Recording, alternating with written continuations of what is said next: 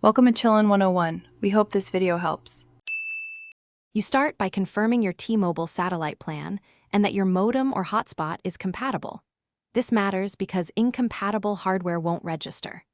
Once confirmed, charge the unit fully and insert the SIM if needed, then position it outdoors where the sky is unobstructed, trees and roofs block signal.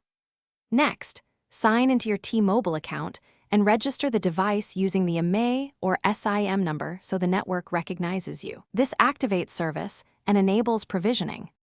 Once the hardware is powered and has a satellite lock, watch the LED or app status. You connect your phone or laptop over Wi-Fi or Ethernet to begin configuration. Then open the device admin page at the default IP to adjust settings. This is where you update firmware to ensure stability and security. Make sure to set a clear SSID and strong password, and decide between DHCP for simplicity or static IPs for fixed devices.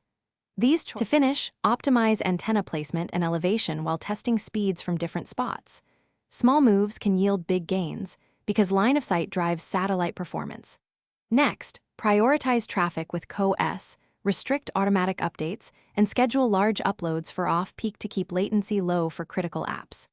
If you encounter issues, reboot the modem, confirm SIM activation and registration, inspect device logs for errors, and only then contact T-Mobile support.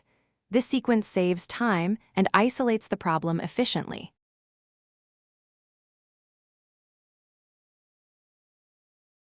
Thanks for watching. Consider subscribing if we helped you.